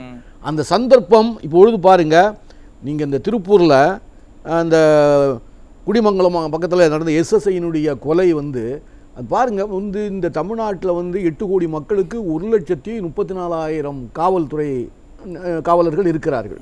என்ன, இது ரொம்ப குறைவு தான், இது ரொம்ப குறைவு. அப்படி இருக்கிறதுனால தான் அவருக்கு ஃபோன் வந்த உடனே அந்த SSI அந்த சண்முகவியல் வந்து ஒரு டிரைவரோட தனியாக அவர் மட்டும் போயிருக்காரு. அந்த விவரத்தெல்லாம் சாருன்னு சொன்னாங்க. நான் என்ன கேட்குறேன்னா சார், என்ன முன்பும் இதே அளவுக்கு தான் காவல்துறை ஸ்ட்ரென்த் இருந்தது. 6 மாதத்தில் 6 காவலர்கள் கொலை செய்யப்படுறாங்கன்னு சொன்னா சட்டம் ஒழுங்கு என்ன நிலையில இருக்கு? இல்ல எல்லா ஆட்சியிலையும் வந்து நீங்க வந்து அதெல்லாம் குறிப்பிட்டு பேசணும்னு நிறைய பேசலாம். எல்லா ஆட்சியிலையும் வந்து அங்கொன்றும் நடந்து கொண்டு தான் இருக்கு, அங்கொன்றும் இங்கொன்றும் சார். தவறு நடந்து கொண்டு தான் சார் இருக்கு. 6 மாதத்தில் 6 காவலர்கள்ன்றதை யோசிச்சு பாருங்க, மாசம் தவறாம. நீங்க சொல்லுவது உண்மை என்று ஏற்கும் பட்சத்தில் வருத்தத்துக்குரியது, அது கண்டிக்கத்தக்கது. அதுல உண்மையை தான் சொல்றேன். அதாவது அது ஏற்கத்தக்கதல்ல, கண்டிக்கத்தக்கது தான். அதை வந்து உடனடியாக தவிர்ப்பதற்கு என்ன வேண்டுமோ அந்த நடவடிக்கைகளை தமிழக முதலமைச்சர் எடுக்க வேண்டும். முதல் கொலையிலே அதை எடுத்திருக்க வேண்டாம். ஆட்சிக்கு வர்றதுக்கு முன்னாடி என்ன சொன்னீங்க? சட்டம் ஒழுங்கு என் நேரடி கண்காணிப்பில் இருக்கு. இப்ப ஆட்சிக்கு வந்ததுக்கு அப்புறமும் ஒரு வார்த்தை சொன்னார். இருங்க சார், குற்றவாளிகளை பிடிப்பதல்ல, குற்றங்களே நடக்காமல் தடுப்பதுதான் காவல்துறையின் பணி. வசனம் நல்லா இருக்கு, சொன்னவர் முதலமைச்சர் ஸ்டாலின். இன்றைக்கு குற்றங்களை தடுக்க வேண்டிய காவல்துறைக்கே பாதுகாப்பு இல்லையே. அதாவது நீங்கள் குற்றங்கள் நடந்து விட்ட பின்னால் நடவடிக்கை, அதாவது குற்றங்கள் நடக்காமல் பாதுகாக்கிறதுக்கு தான் காவல்துறையை வச்சிருக்கிறோம். நீங்க வந்து காவல்துறைக்கு மிகப்பெரிய அதிகாரத்தை கொடுக்கும் பொழுது முதலமைச்சர் வந்து தன்னை கை கழுவி விட்டார், காவல்துறையிடம் வந்து ஒப்படைத்து விட்டார் இந்த நாட்டினுடைய சட்டம் ஒழுங்கை அப்படின்னு குற்றம் சாட்டுறீங்க. அதனால அப்படி வந்து ஒப்படைக்கும் பொழுது அவர்கள் தீவிரமான நடவடிக்கை எடுக்கும் போது அதுக்கு எதிர்வினையாக குற்றவாளிகளும் தீவிரவாதிகளும் அல்லது திருடர்களும் அவர்களை தாக்கும் பொழுது இது போன்ற சம்பவங்கள் இப்ப நடந்தது. இப்ப நடந்தது சார். இப்ப SSI சண்முகவேலை தாக்குனாங்க. உடனடியாக அந்த மணிகண்டன்கிறவரை பிடிச்சு அவரை வந்து அவர் மறுபடியும் தாக்க ஆரம்பிச்சாரு, ஷூட் பண்ணிட்டாங்க, படுகொலை செய்தாங்க. இப்ப இந்த அஜித் குமார்ங்கிறவர் வந்து பிரச்சனை காவல் நிலையத்தில் வந்து 5 காவலர்கள் ஜெயிலில் இருக்கிறாங்க சார். நடவடிக்கை நீங்க தவறே நடக்காமல் பாதுகாக்க வேண்டும் என்பது மிக சிறப்பான ஒன்று. அப்படி நடந்தால் மிகப்பெரிய சந்தோஷம். அது எந்த ஆட்சியிலும் நடக்கல, எல்லா ஆட்சியிலையும் வந்து எல்லா காவலர்களை கொலை செய்யற அவலம்லாம் நடக்குது. ஆமாம், இப்போ சமீப காலமாக மக்களுடைய மனநிலையில் சற்று மாறுபாடு நான் பார்த்து கொண்டு தான் இருக்கிறேன். கொஞ்சம் தைரியம் வந்திருக்கு. அதாவது எதிர்த்து போலீஸா போயா போலீஸ் அப்படிங்கிற அளவுக்கு வந்துருக்காங்க. இதுக்கு வெக்கப்பட வேண்டியது ஆமா இருக்கு. இல்ல இந்த சமுதாயம் தான் வெக்கப்படணும். ஆட்சி அதிகாரத்துக்கு வீடு வீடா போய் வந்து முதலமைச்சர் போய் அவங்க புத்தி சொல்லிட்டு இருக்க முடியாது. ஒவ்வொரு காவலருக்கு பின்னால போய் அவர் நின்றுட்டு இருக்க முடியாது. அவர் வந்து காவல்துறைக்கு தலைவர் அவர் தானே. ஆமா, அவர் ஆணையிட முடியும், கட்டளையிட முடியும், போலீஸை வந்து வழிநடத்த முடியுமே தவிர ஒவ்வொரு காவலர்களையும் பாதுகாக்கிறது அவர் போக முடியாது சார். முதல் கொலை கண்டிக்கிறேன் சார். முதல் கொலை நடக்கும்போது இந்த வாதத்தை சொன்னீங்கன்னா ஏத்துக்கலாம். தொடர்ந்து 6வது கொலை நடந்துருச்சு. இல்ல, இது கண்டிக்கத்தக்கது. அதுல ஒன்றும் மாற்று கருத்து இல்லை சார். அதுக்கு வந்து சப்போர்ட் பண்ணி பேச நான் வரல. புரியுதுங்களா? இந்த சம்பவங்கள் இப்படி தொடர்ந்து நடப்பது முதல்வருடைய கட்டுப்பாட்டில் இருக்கக்கூடிய காவல்துறையில ஏதாவது நடந்தா, காவல்துறைக்கு ஏதாவது நடந்தா, காவல்துறைக்கு பாதுகாப்பு இல்லைன்னா அதை நினைச்சு நாங்க வருத்தப்படணும், வெக்கப்படணும். இல்ல, முதலமைச்சர் அதை பத்தி கவலைப்பட்டாரா? காவல்துறை அவருக்கு எந்த பொறுப்பும் இல்லையா? இல்ல இப்ப என்ன பண்ணுங்கிறீங்க? பொறுப்புன்னு சொன்னா உடனே இதுக்காக ராஜினாமா பண்ணிட்டு போயிடணுமா? என்ன பொறுப்புன்னா கடந்த காலத்துல நடவடிக்கை சார். நீங்க நடந்து விட்ட நிகழ்ச்சி வந்து உடனடியாக அந்த எவன் வந்து அவரை கொலை பண்ணானோ அவனை பிடிச்சி மணிகண்டனை அவனை வந்து சூட் பண்ணி கொலை பண்ணிருக்காங்க. அவனை சுட்டு கொண்டுட்டாங்க. இப்ப இந்த அஜித்குமார் வழக்குல பாருங்க, 5 காவலர்களை பிடிச்சி ஜெயில வச்சுட்டாங்க. எல்லாத்துலயும் ரியாக்ஷன் இருக்குல்ல. எப்படி ஆட்சி நடந்து விட்டா நடவடிக்கை இருக்கா இல்லையா சார்? நான் கேட்பது சார், நீங்க மணிகண்டனை பிடிச்சிட்டோன்றீங்க, அஜித்குமாரை கொலை செய்த 5 பேரை பிடிச்சிட்டோன்றீங்க. அதெல்லாம் எப்படி நடந்தது? யார் தூண்டுதல்ல நடந்தது? எதன் தூண்டுதலின் பேர்ல அது நடந்தது? அதை ஆராயறதுக்கு தானே சார் அரசாங்கம். அதெல்லாம் ஆராய்வாங்க சார். நீங்க வந்து இந்த கொலையில ஆராய்ந்திருந்தா இல்ல, நான் கேட்கிறேன் ஆராய்ந்திருந்தா மதுரையில ஒரு காவலர் வந்து கொலை செய்யப்படுறாரு. என்ன காரணம்? கஞ்சா வியாபாரிகள் கல்லால் அடிச்சு கொலை பண்றாங்க. இப்போ மது போதை. அந்த இடத்துல நீங்க ஆராய்ந்திருந்தா ஓ மதுவால் இந்த குற்றம் நடக்குதா, நீங்க அதுக்கான தீர்வு வந்திருக்கும். நீங்க திருப்பூர்ல இருந்து கொலை நடந்திருக்காது. அப்ப நான் ஒண்ணு முக்கியமான கோரிக்கை வைக்கிறேன். என்னுடைய கோரிக்கை அதை நீங்க மதுவிலக்கு அமல்படுத்துங்க. அப்படி சொல்லி தான் வந்தீங்க. ஒரு சொட்டு மது இருக்காதுன்னு சொன்னாரு. இல்ல யோசிச்சு பாருங்க. கிருத்திகா மேடம் நீங்க சொல்லுங்க சார், உங்களுடைய தலைவர் எடப்பாடியார் இன்றைக்கு தேர்தல் பிரச்சாரம் பண்றாருல, நாங்கள் வந்தால் தமிழகத்தில் முழு மதுவிலக்கு சொல்லி ஓட்டு கேட்டு சொல்லுங்க. நீங்க குற்றத்தை சொல்லிவிட்டு நீங்க அதே குற்றத்தை நடப்பதற்கு தான் நீங்க ஆட்சிக்கு வரீங்களே தவிர சார் மதுவிலக்கு முருகையன் சார் இப்ப கிருத்திகா மேடம் பேசும்போது கூட சொன்னாங்க, ரொம்ப தெளிவாவே சொன்னாங்க, கொங்கு மண்டலத்துல இது மாதிரியான சம்பவங்களை நாங்கள் இது நாள் வரை கேட்டதில்லை அப்படின்றத சொல்றாங்க. கள்ளச்சாராய மரணங்களை நாங்க இதுவரைக்கும் பார்த்ததில்லை அப்படின்றத சொல்றாங்க. அப்ப எல்லாமே புதுசா இந்த ஆட்சியில தான் முளைச்சிருக்குது. நீங்க வந்து எதிர்க்கட்சி தலைவர் அதை சொல்லுவாரா, இதை சொல்லுவாரா? முதல்வர் இன்னைக்கு ஆட்சியில் இருக்க முதல்வர் என்ன சொல்ல போறார் சார்? நீங்க சொல்லுவதெல்லாம் உண்மை என்று மக்கள் எடுக்கும் பட்சத்தில் அவர்கள் ஆட்சியை விட்டு போற வேண்டிய சூழ்நிலை வரும் சார். அதான் நான் திமுகவுக்கு அந்த நிலையில முடியும். நீங்க செய்யற பிரச்சாரம் எடுபட்டால் நீ சொல்றது பிரச்சாரம் இல்ல சார், மக்களிடம் சென்றடையுமானால் அவர்கள் ஓட்டு போட மாட்டாங்க சார். அதான் பண்ண முடியும். நான் ஒரு நெறியாளர், நான் வந்து அரசியல் தலைவர்ல நான் இங்க பிரச்சாரம் பண்ணல. தமிழ்நாட்டில் ஒரு 6 மாசத்துல 6 காவலர்களை கொலை செய்யற அளவுக்கு சட்டம் ஒழுங்கு மோசமா இருக்குது. அது குறித்து உங்களுடைய கருத்து என்ன அப்படின்றது தான் கேட்டுக்கிட்டு இருக்கேன். எங்களுடைய கருத்து கண்டிக்கத்தக்கது தான் சார். அதுல ஒன்றும் மாற்று கருத்து இல்ல. நீங்க இது வந்து தொடர்ந்து காவலர்கள் காரணமாக என்ன இருக்கு? இதுக்கு காரணம் வந்து முதலமைச்சருடைய நிர்வாக திறமையின்மை தான். அவர் அதிகாரிகள் கையில ஆட்சியை ஒப்படைச்சிட்டு அமைதியா இருக்கிறார்ன்ற குற்றச்சாட்டை அதிபர் ராமபாண்டியன் சார் கேட்டீங்க. அதற்கான பதில் என்ன? அப்ப அதிகாரிகளுடைய பலகீனம் தான் இது. அதிகாரிகள் தானே இருக்குன்னு சொல்றீங்க. அதிகாரிகள் கிட்ட குடும்பமே முதல்வருடைய பலகீனம் இல்லையா? நீங்க வந்து அவரை பாருங்க, ஒரு போன் வருது, சண்முகவேலை காப்பாத்துறதுக்காக நீங்க போய் அந்த சண்முகவேல் போறாருல, அவர் கூட ஒரு 4 காவலர்கள் கூட போயிருந்தா அந்த பிரச்சனை கொஞ்சம் தணிஞ்சு இருக்கும். கொலை பண்ற அளவுக்கு போயிருக்க மாட்டாங்க. எத்தனை காலி பணியிடங்கள் இல்ல சார்? இல்ல சார், காவல்துறையில எவ்வளவு காலி பணியிடங்கள் இருக்கு? அதெல்லாம் நிரப்பப்பட்டதா, செய்யப்பட்டதா? முதலமைச்சர் சொல்லுங்க. ஏன் இருக்கு? அதற்கெல்லாம் தலைவர் அவர் தானே சார். அதுதான் சொல்றேன். 1,34,000 பேர் தான் தமிழ்நாடு முழுவதற்கும் உள்ள காவலர்கள். இது போதாது 8 கோடி மக்களுக்கு. இன்னும் வந்து ஒரு 1,00,000 இவ்வளவு புள்ளி விவரங்களை சொல்றீங்க இல்லையா? இல்ல அது வந்து இவ்வளவு புள்ளி விவரங்களை சொல்லக்கூடிய முருகையன் சாரால வந்து பாத்தீங்கன்னா காவலர்களை பணி நியமனம் செய்ய முடியாது. இதையெல்லாம் கேட்டுக்கிட்டு இருக்க என்னால செய்ய முடியாது. குற்றச்சாட்டுகளை சொல்லக்கூடிய அதிபர் ராமபாண்டியன் சாரால செய்ய முடியாது. இந்த பணி நியமனங்கள் எல்லாம் செய்து முதலமைச்சர் தான் பண்ணாரு. சந்தேகம் எல்லா இடத்துலயும் போகுது. கேட்டா எங்கள்கிட்ட நிதி பற்றாக்குறை என்று சொல்லுவார்கள். அது அல்ல, பல வகையில வந்து நிதி செலவழிக்கப்படுகிறது இல்லையா? 8 கோடி 9 லட்சம் கோடி கடன் வாங்குறாங்க. பல வழியில வந்து செலவழிக்கப்படுகிறது உண்மை. ஆனால் மக்களை பாதுகாப்பதற்கான காவல்துறைக்காக ஒரு பெருந்தொகையை ஒதுக்குவது தவறல்ல. அதை முதலமைச்சர் கண்காணிக்க வேண்டும். அக்கறை இல்லையோ? பல வகையில பல நிதி செலவாகுது. ஆகுதுன்னு சொல்றீங்க. இந்த விவகாரத்துல இவங்க கான்சென்ட்ரேஷனே பண்ணாம இருக்காங்கன்னா அப்ப அக்கறை இல்ல. பண்ணணும் சார், அக்கறை எடுத்து இதுமேலாவது நிகழ்வுகள் நடக்காமல் பார்த்துக் கொள்ள வேண்டும். இப்போ அக்கறை இல்லையான்னு நான் கேட்கிறேன். அக்கறை இனிமேல் எடுத்துக் கொள்வார் என்று நம்புகிறேன். அப்ப இப்ப இல்ல இல்ல அவர் தான், நீங்க தான் காவல்துறையிட்ட கொடுத்துட்டீங்க, அந்த காவல்துறையின் நடவடிக்கை சரியில்லை, இனிமே அவர் தலையிடுவாரு. இப்ப காவல்துறையினுடைய நடவடிக்கைகள் வந்து முழுமையாக சரியா செயல்படலைங்கிறதுனால இவங்க கொண்டு காவல்துறையிடம் முழுமையாக ஒப்படைக்காமல் அவரும் தலையிட்டு இதுல என்ன செய்ய வேண்டும், காவலர் பற்றாக்குறையா என்று சொல்லுவார். இல்ல முருகையன் சார், இது முதல் சம்பவமா இருந்தா பரவாயில்ல.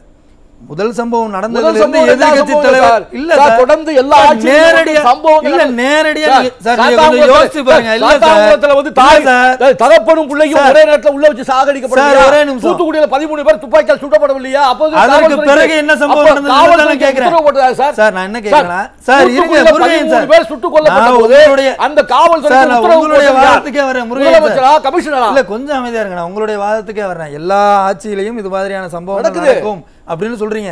ஒரு சம்பவம் நடந்த உடனே முதலமைச்சர் முதல்ல விழித்தெழுவார், அதற்கு பிறகு அந்த சம்பவங்கள் நடக்காது.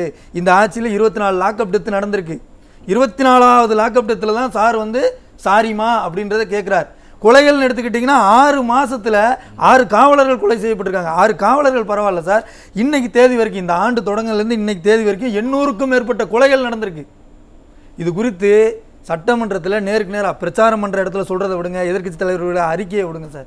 சட்டமன்றத்தில் நேருக்கு நேராக கேள்வி கேட்ட பிறகு கூட முதலமைச்சர் நடவடிக்கை எடுக்கல. இப்போ வந்து இதற்கு பிறகு அக்கறையோடு நடவடிக்கை எடுப்பார்னா இவ்வளவு காலம் அக்கறை இல்லாத இருந்த காரணம் என்ன? இல்ல அக்கறை இல்லையான்னு சொல்ல முடியாது, அவரால் நிர்வாக திறமை இல்லைன்னு எடுத்துக்கலாமா? அவரால் இயன்ற அளவுக்கு எல்லா விதமான நடவடிக்கையும் எடுத்துக்கொண்டுதான் இருக்கிறார். ஆனால் இது போதாது, இந்த நடவடிக்கை போதாது என்று நாம் கருதும் பட்சத்தில் அவர் தொடர்ந்து இன்னும் காவல்துறையுடைய ஸ்ட்ரென்த் அதிகமாக்கி இன்னைக்கு பாதுகாப்பை ரொம்ப அதிகமாக இல்ல இதைத்தான் வந்து நிர்வாக திறமையின்மைன்னு அவங்க சொல்றாங்க. நீங்க என்ன சொல்றீங்க? அது நிர்வாக திறமையின்மைன்னு சொன்னா ஒவ்வொரு ஆட்சியில் நடக்கிற தவறுகளுக்கெல்லாம் எல்லாமே முதலமைச்சர் தான் பொறுப்பு, அதுல ஒன்றும் சந்தேகம் இல்ல. ஆனா முதலமைச்சர் தான், ஆனா இந்த ஆட்சியில் நடக்கிறதுக்கு மட்டும் முதலமைச்சர் பொறுப்பு இல்ல. மக்கள் எந்த ஆட்சி இருந்தாலும் நடக்கிற குற்றங்களுக்கு முதலமைச்சர் பொறுப்பு தான். அதை வந்து திருத்தி கொண்டு அதுல வந்து விலக்கு வந்து ஸ்டாலின் அவர்கள்ன்ற மாதிரி தான் நீங்க பேசுறீங்க. நன்றி சார். ஏர்போர்ட் மூர்த்தி சார், இப்போ சார் என்ன சொல்றாங்கன்னா இதற்கு பிறகு நடவடிக்கை எடுப்பார் அப்படின்றத சொல்றாரு, அதை எப்படி பாக்குறீங்க? இல்ல சாரோட கம்பேரிசனே தப்பு. எல்லையில் நிற்கிற வந்து உயிரை எப்போ வேணாலும் உயிர் போக நிற்கிறானா? இப்போ நாட்டில் நம்ம தமிழ்நாட்டில் என்ன எல்லா ஜென்ரல் பீப்புள் எல்லாம் சிவிலியன்ஸ் எல்லாம் வெப்பனோட இருக்கானா? அப்போ துப்பாக்கி கலாச்சாரம் இங்கே பெருத்துடுச்சா? என்ன சொல்ல வர்றாரு? அப்புறம் நீங்கள் வந்து மதுவிலக்கு அமல்படுத்தினா ஜே நியூஸ் அமல்படுத்தணும் சார். மதுவிலக்கு அமல்படுத்த யாருக்கு? ராணுவம் எப்படி எதிர்கொண்டிருக்கிறோ அது மாதிரி இந்த காவல்துறை அப்படி இல்ல சார். சமுதாய நலனுக்காக, சமுதாய பாதுகாப்புக்காக காவல்துறை தங்களை வந்து அர்ப்பணித்துக் கொண்டு அதே அக்கறையோட தான் பேசுறோம். அப்படிப்பட்ட காவல்துறைக்கு பாதுகாப்பு வேணும் தான் பேசுறோம். அந்த மாதிரி சூழல் இங்க இல்ல. முதல்ல இந்த வழக்கை எப்படி பார்க்கணும்னா, நீங்கள் இப்போ ஜூலையில் இந்த லாஸ்ட் மந்தில் நீதிமன்றம் ஒரு தீர்ப்பை கொடுத்துச்சு. பெரும்பாலான வழக்குகளின் விசாரணை காவல்துறை மெத்தன போக்கால் தாமதத்தால் மக்கள் காவல்துறை மீது நம்பிக்கை எழுந்து விட்டனர். என்னென்னா திருநெல்வேலி மாவட்டத்தில் நீங்கள் பார்த்துருப்பீங்க, இந்த நோஃபின் ஒரு ஃபாதர், அவர் வந்து 2023 ஜூன் 26 பாளையங்கோட்டை சிஎஸ்சி சர்ச்சுக்குள்ளே ஒரு அந்த திருமண்டல அலுவலகத்தில் முன்னாள் திமுக எம்பி ஞானதிரவியம் போய் ஒரு 33 சேர்ந்து கலவரம் பண்ணுறாங்க, அடிதடி நடக்குது. அந்த புகார் ரோட்லலாம் ஓடுனாங்க. ஆமாம், இன்று வரை விசாரிக்கப்படலன்னு அவர் நீதிமன்றத்துக்கு போகிறார். உடனே நீதிமன்றத்தில் காவல்துறை என்ன சொல்லுது, இல்லை லாஸ்ட் மார்ச் மாதம் இந்த 2025 மார்ச்சில் வந்து இந்த வழக்கை விசாரிக்கக்கூடாது அப்படின்னு ஒரு ஆணை வந்திருக்குங்க, அதால் நாங்கள் ஒன்றும் பண்ணலை. அதுக்கு நீதிமன்றம் கேட்குது, 2024 நவம்பரில் சம்மன் கொடுத்தாங்க, அதிலிருந்து 2025 மார்ச் வரைக்கும் ஏன் போலீஸ் வந்து அந்த சம்மனை சர்வ் பண்ணலை அப்படின்னு சொல்கிறார். அப்போது இதில் என்ன இருக்குது? அப்போது திமுக எம்பிங்கிறது ஒருத்தர் இருக்காரா? நீங்கள் பொதுவாக ஏடிஎம்கே ஆட்சி காலத்தில் யாராவது ஸ்டேஷனுக்குள்ளே ஏடிஎம்கே பொறுப்பாளர் போனாங்கன்னா இன்னும் மேலே சொல்லணுமா, வந்து போயஸ் கார்டன் வரைக்கும் சொல்லணுமா அப்படின்னு சாதாரணமாக ஒரு ஏட்டையா கூட கேட்பார். ஆனால் திமுக ஆட்சி காலத்தில் இவங்க போகும்போது என்ன எங்கள் இன்ஸ்பெக்டருங்க என்ன அமைச்சர்கிட்ட பேசுவா, எம்எல்ஏ பேசுவா? காவல்துறையினுடைய பணியில தலையீடு இருக்கிறதால தான் அவர்கள் செயல்பட முடியாமல் இருக்காங்கன்றீங்க. நிச்சயமாக சார். அதாவதுங்க இப்போ பொறுத்துருங்க, தன்னிச்சையா நீங்கள் ஸ்டேஷனுக்கு போய் ஒரு புகார் கொடுங்களேன், சிஎஸ்ஆர் கொடுப்பதற்கு கூட மாவட்ட செயலாளரை கேட்டுக்கொண்டு தான் சிஎஸ்ஆர் கொடுக்குற நிலை இப்போ இருக்குது. எஃப்ஐஆர் போடணுன்னா அது அமைச்சர் வரைக்கும் போய் தான், இல்லை மாவட்ட செயலாளர் சரி நான் பேசிக்கிறேங்க நீங்கள் எஃப்ஐஆர் போடுங்க அப்படின்ன பிறகு தான் இன்றைக்கு எஃப்ஐஆர் போடப்படுவதாக ஒரு பேச்சு இங்கே பேசப்படுதுங்க. நீங்கள் ஒரு 25-30 வயசில் காவல்துறைக்கு ஒரு எஸ்ஐயா டைரக்ட் எஸ்ஐயா வரவங்க ஏகப்பட்ட கனவுகளோடு வருவாங்க. சினிமாவை பார்ப்பாங்க, அதை வந்து சட்டம் ஒழுங்கு அப்படி பண்ண இப்படி பண்ணணும். இவங்க இப்போ ஒரு 40-45 வயசில் இவங்களை போய் கேளுங்களேன், ஏதோ ஒரு இந்த பொழப்பு ஓடட்டும், இதை விட்டு போனோம்னா வேறு என்ன வேலை செய்கிறது அப்படின்றதுக்காக உயிரை காப்பாற்றி கொண்டு பதவியை காப்பாற்றி கொண்டு மேலேருந்து என்ன சொல்கிறாங்களோ அதை நாங்கள் செய்கிறோங்க அப்படின்ற கண்டிஷனில் இன்றைக்கி வந்து இதற்கும் இந்த காவலருடைய கொலை அப்படின்றது எப்படி? ஆமாம் சார், இப்போ இப்படி மன உளைச்சல் இருந்தால் ஒரு புகாரை நான் தன்னிச்சையாக விசாரிக்க முடியல. அப்போ நான் எதை செஞ்சாலும் பயந்து போக வேண்டியிருக்கு. ஒரு எஸ்ஐ செய்கிற வேலையை ஒரு எஸ்பி வந்து செய்கிறாருன்னு வச்சுங்க, அப்போ எஸ்ஐ அவரோட வேலையை எப்படி செய்வார்? நீங்கள் எதுக்கெடுத்தாலும் சஸ்பெண்டு அது இதுன்னு ஏகப்பட்ட நெருக்கடி, காவல்துறை வந்து இன்சஃபிஷியன்ட், அதாவது பற்றாக்குறையான நபர்கள் இருக்கும்போது இந்த சம்பவத்தில் கூட ஒரு 4 பேர் போயிருந்தால் என்ன நடந்திருக்கும்? ஒன்றும் நடந்திருக்காதுல்ல. அப்போ ஏன் ஒத்தையில் போகிறாரு? அவருக்கு என்ன ஆசையா? அப்போது அந்த சூழ்நிலையில் வேறு யாரும் இல்லைன்னு ஒருத்தரை கூட்டின்னு போகிறாரு. அப்போது இது எப்படி வந்து ஒரு காவல் அதிகாரியை ஒரு சிவிலியன் வெட்டலான்ற எண்ணம் அவருக்கு எப்படி வருது சார்? பள்ளிக்கூடம் வரைக்கும் ஒருத்தர் கத்தி எடுத்துன்னு வரான் சார், எடுத்துகிட்டு வந்து ஒரு டீச்சரை கொலை பண்ணுறான். அப்போது இவ்வளவு தூரம் ஒரு லாங் ட்ராவல் பண்ணி கத்தியோடு ஒருத்தர் வெளியில் வரான். நீங்கள் ஆம்சாங் படுகொலையில் ஒரு 70 பேர் வந்ததாக சொல்கிறாங்க. 70 பேர்னா 70 கத்தி, 70 வண்டி, எப்படி அது வெளியில் போச்சு? அப்போது போலீஸ் சார் உண்மையிலே போலீஸ் வந்து கொஞ்சம் மனசாட்சி உள்ளவங்க கடமை உணர்வோடு செய்யணும்லாம் இருப்பாங்க சார். ஆனால் அந்த கடமை உணர்வை இவங்க செய்ய விட மாட்டாங்கிறது தான் பிரச்சனை. இங்கே எல்லா காவல் நிலையங்களையும் அந்தந்த வட்ட செயலாளர் மாவட்ட செயலாளரோ அவங்க தான் மேலதிகாரியாக இருந்து செஞ்சாங்கன்னா எப்படி காவலர்கள் ஒழுங்காக வேலை செய்ய முடியும்? அப்படி இருக்கிற போது இதை ஏன்னா தொடர்ந்து விதியேன்னு நினச்சி போகிற போது தான் இந்த மாதிரியான விஷயங்கள் நடக்குது. நீங்கள் ஒரு 5 காவலர்கள் அப்படின்னு சொல்கிறோம், ஆனால் இப்போ நீங்கள் இப்போ ஒரு 2 இப்போ நம்ம ஆகஸ்ட் 8 நேற்று ஒரு சேலத்தில் ஒரு கம்பெனியில் போராட்டம் நடக்குது சார். உடனே கம்பெனிங்க என்ன பண்ணுறோம், இதை நாங்கள் வந்து கம்பெனியை வந்து மூட போகிறோன்னு ஜனங்க நாங்கள் வந்து இந்த அரசே எடுத்துக்கிட்டோம் அப்படின்னு ஒரு 6 நாளாக போராட்டம் பண்ணுறாங்க சார். ஒரு உளவுத்துறை எஸ்ஐ போகிறார், போன உடனே அவர் சந்தேகப்பட்டு ஜனங்க அவரை அடித்து ரூமில் போட்டு பூட்டி வச்சிடறாங்க. அதுக்கு என்னங்க இப்போது இதில் என்னென்னா ஒரு 6 நாளாக போராட்டம் நடக்குதுல்ல, ஒரு போலீஸ் கூட அங்கே போடுறதுக்கான வாய்ப்பு அந்த சூரமங்கலம் காவல்துறைக்கு இல்லை, ஏன் போடலை? அப்போ சரி ஜனங்க இருக்கிறாங்க, பற்றாக்குறை, ஆட்கள் பற்றாக்குறை, நெருக்கடி, சுயமா இவங்களால வேலை செய்ய முடியல. இங்க பாருங்க ஒண்ணு இல்லை சார் நீங்க இவ்வளவு குறைகளை சொல்றது ஏதோ ஒரு அமைச்சருக்கு கீழே இருக்க ஒரு துறை சார்ந்து இல்லை, முதலமைச்சர் சார் அவருடைய கட்டுப்பாட்டில் இருக்கக்கூடிய ஒரு துறையில் இவ்வளவு. முதலமைச்சர் கட்டுப்பாடுலாம் எதுவுமே இல்லை. நீங்கள் பார்த்துருப்பீங்க ஒரு கூட்டத்தில் நேரு சொல்கிறாரு, இது இருக்கார டிஎஸ்பி அவர் எஸ்பிஆருக்கு சொல்ல ஒருத்தன் அக்யூஸ் ஆக்குன்னு ஆக்குவார், அவனை வந்து நல்லவன் விடுதலை பண்ணா பண்ணுவார் அப்படின்னு சொல்கிறாருன்னா அப்போ காவல்துறை எப்படி எஃப்ஐஆர் போடுது? யாரோட நிர்பந்தத்தில் அவங்க வேலை செய்கிறாங்க? சரி இப்படி சொன்னார்ல நேரு, முதலமைச்சர் என்ன பண்ணார்? இது முதலமைச்சருக்கு தெரியுமா? சொல்லுங்கள். அப்போ எதுவுமே இல்லை சார். இங்கே நீங்கள் இப்போ இந்த ஒரு கோவை பெரிய கடை வீதியில் சார் ஒருத்தன் 11:15 ஸ்டேஷனுக்கு வந்தான், என்ன ஒரு 25 பேர் வந்து விரட்டின்னு வந்தாங்கன்னு சொல்கிறான். இல்லைப்பா நீ போப்பா காலையில் வாப்பான்னு சொல்லி அனுப்பிச்சிட்டோம் அப்படின்ட்டு இவர் ஃபோன் அட்டன் பண்ண போனாராம். அந்த வந்தவர் நேராக மாடிக்கு போய் ஒரு கிரைம் எஸ்ஐ ரூமில் கதவை சாத்திட்டு தூக்கு போட்டுக்கினாராம். காலையில் 8-8:15 மணிக்கு தான் போய் அந்த ரூமை திறந்தாங்களாம். இது எப்படி சார் நடக்கும்? அப்போது போதுமான அளவுக்கு அங்கே காவல்துறை இல்லைன்னு தானே அர்த்தம். நீங்கள் அவருக்கு திறமை இல்லைன்றதுல நீங்கள் 2வது வைங்க. அப்போது யாராவது அங்கே ஆட்கள் இருந்திருந்தா இப்போ யாரும் ஒருத்தர் லுங்கி கட்டி மேலே போகிறான் அப்படின்னு பார்த்துருப்பாங்களா? பார்க்கலையா? அப்போ இதுக்கெல்லாம் முதலமைச்சரோட நிர்வாக சீரின்மை தான் காரணம். Okay sir. அதுவே ராமபாண்டியன் சார், இப்போது அந்த காவல்துறையில் கொலை செய்யப்படுவது இதெல்லாம் ஒரு பக்கம்னா, இன்னொரு பக்கம் காவலர்களுக்கு பாலியல் தொல்லை இது மாதிரியான சம்பவங்கள் நடக்குது. தாம்பரத்தில் வந்து பார்த்திங்கன்னா ஒரு பெண் காவலர்கிட்ட செயின் பறிப்பு சம்பவங்கள்லாம் கூட நடந்தது. இப்படி அடுக்கிக்கிட்டே போகலாம். இந்த அவலங்களுக்கெல்லாம் முற்றுப்புள்ளி எப்போ தான் சார்? இந்த அவலங்களுக்கு முற்றுப்புள்ளின்னா ஆட்சி மாற்றம் ஒன்று தான் அதுக்கு சிறந்த வழி அப்படிங்கிறது என்னுடைய கருத்து. ஏன்னா நீங்கள் சொன்ன மாதிரி அனைத்து தரப்பில் உள்ள மக்களுக்கும் இது போன்ற பாதுகாப்பற்ற சூழ்நிலை இருக்குதுன்னு சொல்கிறேன். அரசு அதிகாரிகள் மட்டுமில்லை, விவசாயிகள் மட்டுமில்லை, ரோட்டில் நடந்து செல்பவர்கள் கூட ஏன் தாக்கப்படுகிறோம், எதற்கு தாக்கப்படுகிறோம் என்று தெரியாத சூழ்நிலைகள் எல்லாம் இருக்கிறது. இவை அனைத்திற்கும் காரணம் போதை வந்து மிகப்பெரிய அளவில் இருக்குது. இப்போ சார் காங்கிரஸினுடைய செய்தி தொடர்பாளர் ஒரு விஷயத்தை மிக அழகாக சொன்னார். அதாவது அதை வேறு கோணத்தில் சொன்னார். அதில் இருக்கிற உட்பொருள் என்னென்னா, எல்லைகளில் கூட வீரர்கள் அமைதியாக இருக்கக்கூடிய சூழ்நிலை இருக்கிறது, ஆனால் தமிழகத்தில் போர்க்களம் போல காட்சி அளிக்கிறதுன்னு நான் பார்க்குறேன் அந்த விஷயத்தை. ஏன்னா காவலர்களுடைய நிலையை அவர் விவரித்த போது எனக்குள்ள எதிரொலிச்ச எண்ணம் தான்.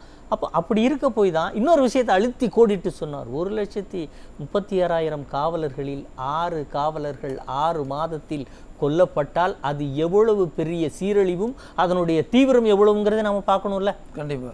மிக குறைந்த எண்ணிக்கைன்னு சொல்றீங்க, அந்த குறைந்த எண்ணிக்கையில் 6 என்பது எவ்வளவு பெரிய இடம். அதை தாண்டி காவல்துறை அதிகாரிகளை கொல்லுவோம் என்கின்ற அந்த குற்ற சிந்தனை எவ்வளவு வீரியம் மிக்கதும் சமுதாயத்திற்கு எவ்வளவு அபாயத்தை ஏற்படுத்தக்கூடியது. ஒரு அரசியல் தலைவரிலிருந்து அதிகாரிகளிலிருந்து அனைத்து தரப்பில் இருப்பவர்களும், ஏன் ஒரு பெண் காவல் அதிகாரி என் அலுவலகத்தில் என்னால் இருக்க முடியவில்லை, இன்னும் சில நிமிடங்கள் இருந்திருந்தால் என் உயிர் போயிருக்கும் என்று சொன்னாரே, அதற்கு அந்த துறை ரீதியான நடவடிக்கை ஏன் நடந்தது, என்ன நடந்தது, உள்ளே போய் அதை அலேசி ஆராய்ந்து இல்லை இது போன்ற நடக்காது, எங்கேயாவது அசூரன்ஸ் வந்ததா? அந்த அம்மா மீது அவர் மீது ஏதாவது சொல்லி அவரை டிரான்ஸ்ஃபர் பண்ணி அவங்க சரியில்லை இவங்க சரி, இந்த மழுப்பல்கள் இருக்கு பார்த்தீங்களா, இது நீங்கள் அந்த விஷயத்தை மட்டும் நீர்த்து போக செய்வதாக நீங்கள் நினைக்கிறீர்கள். திமுக காரர்கள் காவல்துறையை கையில் வைத்திருக்கக்கூடிய அமைச்சர் நினைக்கிறார். ஆனால் அது எத்தகைய எதிர்வினை ஆற்றுகிறது என்று சொன்னால் 6 காவலர்களை அது பழிவாங்குகிற அளவுக்கு, வீழ்த்துகிற அளவிற்கு குற்றச் செயலை குற்றம் செய்ய வேண்டும் என்கின்ற எண்ணத்தை சமூக விரோதிகளிடம் வளர்த்திருக்கிறது. இவை அனைத்திற்கும் தீர்வு என்பது அதிமுக ஆட்சி காலத்தில் தான். எல்லோருக்கும் தெரிந்த ஒரே செய்தி, திமுக ஆட்சி செய்யும் போது சமூக விரோதிகள் தமிழகத்துக்குள் வருவதும், அதிமுக ஆட்சி வரும்போது அண்டை மாநிலங்களுக்கு செல்வதும் எப்போதும் இருக்கும். அந்த நிலையில் மாற்றமில்லை என்பதை இந்த நிகழ்வுகள் காட்டுகிறது. நன்றி சார். நன்றி சார். ஏர்போர்ட் மூர்த்தி சார், உங்களுடைய இறுதி கருத்தை சுருக்கமாக சொல்லுங்கள் சார். இங்கே யாரும் அவர்களுடைய பணியை செய்வதில்லை சார். இதை ஒட்டுமொத்தமாக கண்ட்ரோல் பண்ண வேண்டிய முதல்வர் அதை கண்டுக்காமல் அவருக்கு என்ன விஷயம் இந்த நாட்டில் நடக்குது அப்படின்னு கூட தெரியலன்னு தான் நான் பார்க்குறேன். இல்லை, எல்லாரும் இதே குற்றச்சாட்டை சொல்கிறீங்க, அவருக்கு தெரியல தெரியாமல் சார். நடப்பு கால இன்சிடென்ட் சார். இவ்வளவு தூய்மை பணியாளர்கள் இன்றைக்கி வந்து போராட்டம் பண்ணுறாங்க சார். அதற்கு பதில் சொல்ல வேண்டியது யார் சார்? மேயர் தானே சொல்லணும். ஏன்னா மாநகராட்சி ஊழியராக இருந்து நீக்கப்பட்டவங்க மாநகராட்சியில் வேலை செஞ்சு தானே. சேகர் பாபு எப்படி அதுக்கு பதில் சொல்கிறார்? பேச்சுவார்த்தைக்கு வந்திருக்காரு சார். யாரு பேச்சுவார்த்தைக்கு பிரஸ் மீட் பண்ணி அவரே பேசுறாரு. நீங்க யாரு? நீங்க என்ன சிஎம்மா? அப்போ சிஎம்மோட வேலையை இவர் எடுத்துக்கிறார். அப்போ சிஎம் என்ன பண்றாரு? அவருக்கு ஒண்ணுமே தெரியல தானே அர்த்தம். அப்படி இல்லைன்னா இந்த 6-7 நாட்கள்ல இந்த பிரச்சனை குறித்து சார் அவ்வளவு பேர் பெண்கள் உட்காந்துங்கிறாங்க. ஏதாவது பேசினாரா சிஎம்? பேசணும்ல. இல்லை துணை டெப்டி சிஎம் என்ன பேசினாரு? அப்போ இவங்களுக்கு நாட்டில் நடக்கிறது எதுவுமே தெரியல சார். ஒன்றும் இல்லை சார், ஒரு 5-6 மாதத்துக்கு முன்னாடி நம்ம காவல்துறை இணை ஆணையர் அலுவலகம் சென்னையில், நீங்கள் ஏதோ ஒரு ஊரில் ஒரு எஸ்ஐயை வந்து பண்ணிட்டாங்க அடிச்சிட்டாங்கன்னு சொல்கிறோம்ல, சென்னையில் ஒருத்தன் பூந்து அந்த ஹெட் ஆஃபீஸில் ஒரு 5-6 வண்டியை உடைக்கிறான் சார். இது எப்படி சார் நடக்கும் ஒரு இணை ஆணையர் அலுவலகத்தில்? அப்போது போலீஸ் சார் இவங்க தகுதிக்கு ஏற்ற மாதிரி அலுவலகத்தில் ஆஃபீஸரை போடுறதில்ல சார். இவங்களுக்கு வேண்டியவங்களை, இப்போ நானும் ஒரு கமிஷனர் ஆகணுமா, சரி 1-2 பிரி, அந்த மாதிரிலாம் செய்திலாம் வந்ததை பார்த்தோம். அதால் முதல்வருக்கு இந்த நாட்டில் நடக்கிறது எதுவுமே தெரியல. அதால் அவர் வந்து இந்த மக்களை காப்பாற்றணுன்னா வேறு யார்கிட்டையாவது முதல்வர் பதவியை கொடுத்துட்டு கூட போயிட்டா கூட கொஞ்சம் சிறப்பாக இருக்குன்னு தான் எல்லாரும் பேசிக்கிறோம். நன்றி சார். நன்றி சார். முருகையன் சார், முதல்வருக்குடைய திறமையின்மை, அவருடைய நிர்வாக திறமையின்மை தான் இத்தனை கோளாறுகளுக்கும் காரணம்னு சொல்கிறாங்க, என்ன பதில்? அது காவல்துறையை பார்த்து ஒரு கட்டத்தில் வந்து பெரும்பான்மையான மக்கள் வந்து மரியாதை கொடுப்பார்கள் அல்லது பயப்படுவார்கள். இன்றைக்கு ஒரு சிறு பிரிவு, எல்லா மக்களையும் நான் தவறாக கணக்கிட முடியாது, ஒரு சிறு பிரிவு என்னன்னா தீவிர எண்ணத்தோடு என்னையா போலீஸ் அப்படின்னு நினைக்கிற அளவுக்கு அந்த உடைக்கு அந்த அளவுக்கு காவல்துறையுடைய இல்லை மாண்பு சீர்குலைந்ததுக்கு காரணம் இருக்கட்டும். குறைபாடு ஆட்சியிலும் இருக்கிறது, நான் இல்லைன்னு சொல்ல. மக்களிடமே இப்படி ஒரு தீவிர மக்களுடைய மனநிலையை நீங்கள் உணர்ந்து கொள்ளுங்கள். ஒரு குறிப்பிட்ட ஒரு பிரிவு வந்து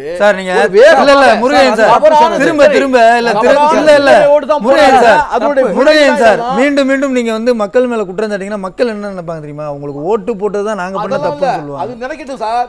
நீங்க வந்து மக்களுடைய மனநிலையில் வந்து திருத்தம் வரணும் சார். நீங்க வந்து எல்லாத்தையும் முதல்வர் அப்ப எதற்கும் பொறுப்பேற்றுக்க மாட்டார். பொறுப்பு இருக்கு சார், நான் இல்லைன்னு சொல்லல. அவருக்கு பொறுப்பு இருக்கிறது. அவர்கள் வந்து மேற்கொண்டு இன்னும் தீவிரமான நடவடிக்கையில் இறங்க வேண்டும். இல்லை என்றால் செய்யலையா? இப்ப வரை ஏன் செய்யலன்னு கேக்குறேன் சார். 51 மாதம் ஆயிருச்சு சார், இன்னும் இருக்கிறது 8 மாசம் தான். இந்தியாவில் சட்டம் ஒழுங்கு சரியாக இருக்கிற மாநிலங்களில் தமிழ்நாடும் ஒன்று. அதுல ஒண்ணும் மாற்று கருத்து இல்ல. அதெல்லாம் இருக்கு, இப்போ இருக்கு சார். 4வது இடத்துல 5வது இடத்துல இருக்கு சார். ஆமா, இப்போ 5வது இடத்துல இருக்கு சார். ஃளைட்ல வந்து திருடிட்டு போயிர முடியும்னு சொல்லி ஒருத்தர் வாரா. அந்த முதலமைச்சர் நினைக்கணும். கேக்குற கேள்வி உங்களுக்கே நியாயமா இருக்காது. முதலமைச்சர் நினைக்கணும் 6 மாதத்துல 6 காவலர்கள் கொலை செய்யப்படுறாங்க. காவலர்களே வெளியில நடமுடிய முடியாத சூழல் இருக்குது. இல்ல, மதுரைக்கு அருகே காவல் அலுவலகம், காவலுடைய அலுவலகம் சத்திரப்பட்டியில சூறையாடப்படுகிறது, அடித்து நொறுக்கப்படுகிறது. இந்த குறைபாட்டை எதிர்கட்சி இன்னைக்கு விமர்சையாக எடுத்து கொண்டு போறாங்கல்ல, பார்க்கலாம் சார். மக்கள் வந்து இந்த மாதிரி குற்றங்கள் வந்து எல்லா ஆட்சியை விட இந்த ஆட்சியில் அதிகமா இருக்கிறதா இருந்தா ஓட்டு போட மாட்டாங்க சார். ஸ்டாலின் ஆட்சியை இழப்பார். ஆமா, ஆட்சியை இழப்பார் சார். இல்ல ஏதோ எல்லா ஆட்சியும் நடக்கிற மாதிரி இதுலயும் நடந்து போய் 4 தவறு நடந்து போச்சியா, போடி அவர் இன்னும் 10 நல்லா பண்ணியிருக்காருன்னு ஓட்டு போட்டா போகட்டும் சார். எல்லாரும் வந்து போகட்டும் சார். இல்ல சார், எல்லாரும் வந்து ஸ்டாலின் அவர்களே கேள்வி எழுப்புனாங்க. நீங்க ஸ்டாலின் அவர்களை மக்கள்கிட்டயே கொடுக்குறீங்க. ஆமா, இவர் வேணாமான்னு முடிவு பண்ணிக்க சொல்றீங்க. மக்கள் முடிவு பண்ணிக்கிட்டோம். 4 வருஷம் முடிஞ்சு போச்சு சார். முடிஞ்சிருச்சு. அவங்க முடிவு பண்ணட்டும் சார், முடிவு பண்ணட்டும். நன்றி.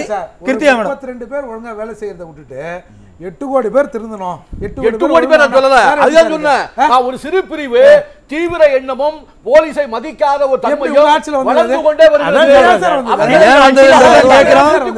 சரி சார், அதுல பொறுப்பேற்க பேசலாம், நேரம் இல்ல. கிருத்தியா மேடம் உங்களுடைய இறுதி கருத்தை சுருக்கமா சொல்லுங்க. இது வந்து அவர் முருகன் சார் சொல்றாரு, இது ஒரு ஏதோ சாதாரண மேட்டர் மாதிரி சொல்லிட்டு இருக்காரு. ஆனா இது வந்து ஒரு சமூக கட்டமைப்பே வந்து இன்னைக்கு அப்படியே ஒரு சிதைந்து போற நிலைமையில தான் இருக்குது.